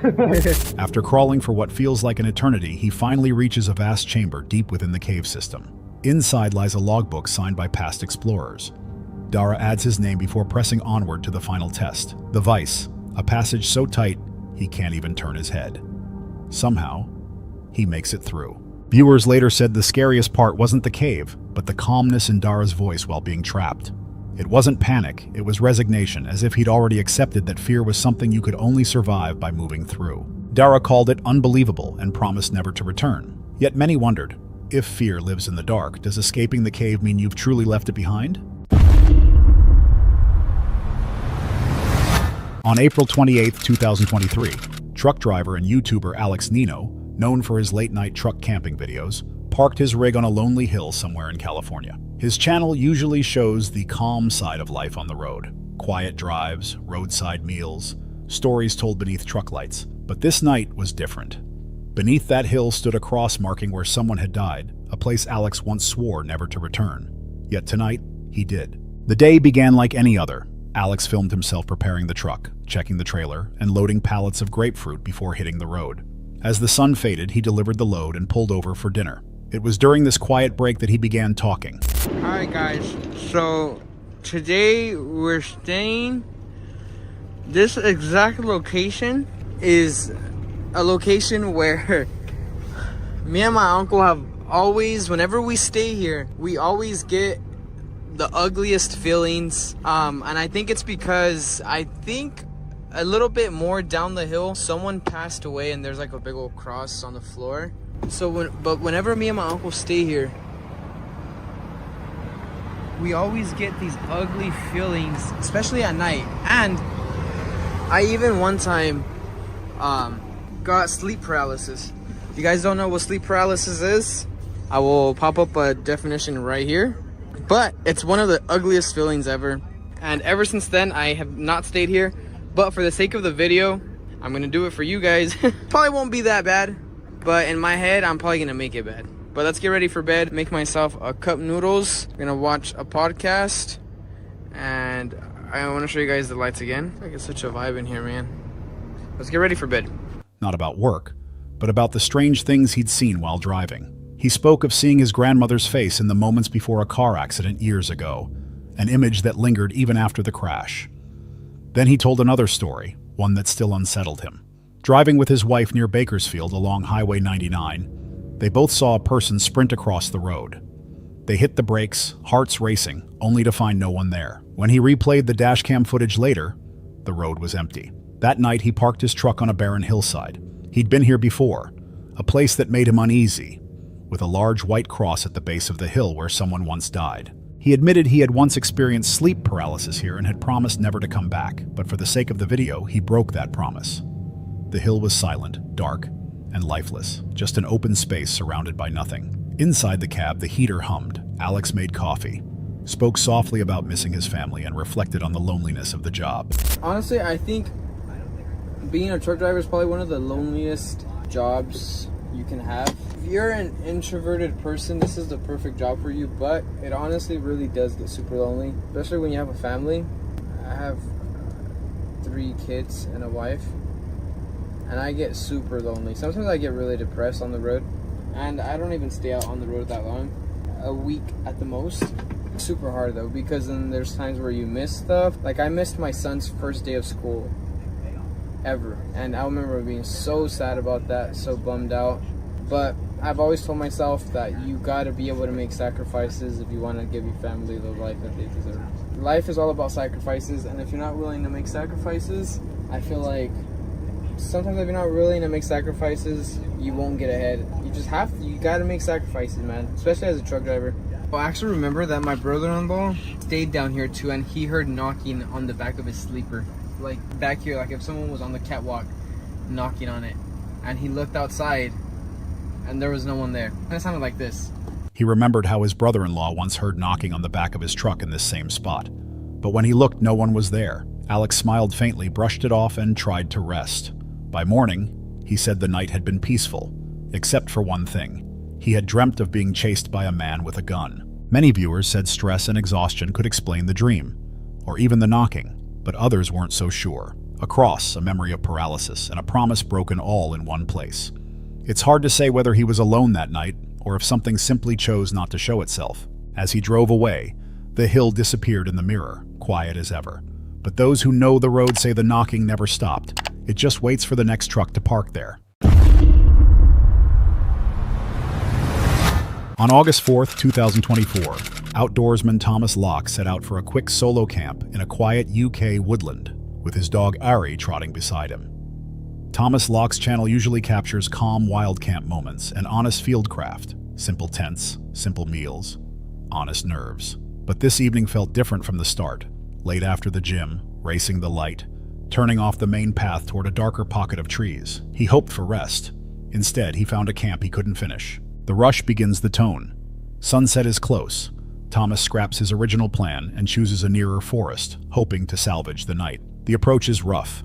Nettles, brambles, a narrow track that bites at bare legs until he stops, pulls on long pants, and presses deeper in. Then the feeling lands. He steps beneath thicker growth, and the mood shifts. Weird and wrong, he says later. The phrase he reaches for is spiritual trespassing, the sense of entering a place that does not want company. It feels weird and wrong. It just feels like I've entered somewhere I shouldn't be, you know. Oh, as long as Archie's alright, I'll be alright. I think there might be another pathway for that. That gate. Yeah, very close to that other trail. But it's a small wood, isn't it? Archie! Archie! What's that about?